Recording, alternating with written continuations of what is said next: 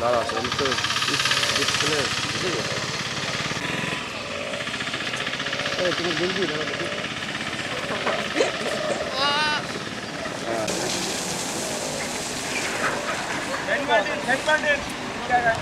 গতকালকে সন্ধ্যা 6টার সময় রাউজান থেকে এই বাসটা রিজার্ভ নিয়ে আসি 40 জন। আমরা হলো ভাড়া যাত্রী, ভাড়া শ্রমিক আর কি। ভাড়া শ্রমিক আমরা রিজার্ভ নিয়ে আসি, আস্তে আস্তে আমাদের বর্ষা ধরে ফেলে বিহার কলোনি এসে ওখান থেকে আমাদের গাড়িটা মানে স্লিপ হয়ে পাল্টি খায়। ঘটনাস্থলে আমার খালাতো ভাই হাশেম আলী এবং গাড়ির সুপারভাইজার ওরা দুজন চাপা পড়ে মারা যায় ঘটনাস্থলে, আর 5 জন মানে আহত হয়।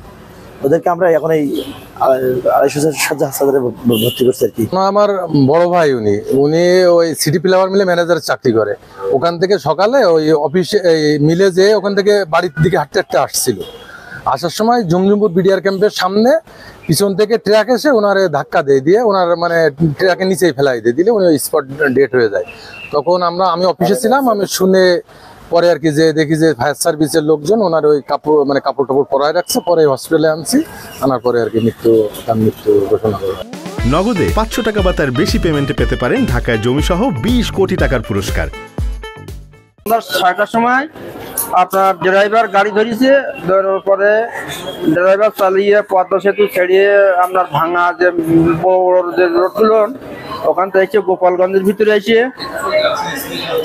চালিয়ে তারপরে 6:30 দিকে হেলপারের কাছে গাড়ি দিলে 8টার সময় দুর্ঘটনাটা ঘটছে।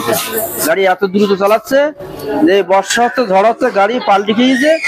এই গাছের গায়ে এক পাল্টি খেয়ে বেঁচেছিল থাকলে ওই অবস্থায় আমরা আছি। কেউ কারো গাড়বড় পড়েছে, কেউ কাটি কুটি গেছে, 2 জন মারা গেছে। এই অবস্থায় একজন সুপারভাইজার মারা গেছে, আর একজন আমাদের কালীগঞ্জের লোক মারা গেছে। ওখান থেকে আসার পরে গতিতে মানে গাড়ি চালাচ্ছিল,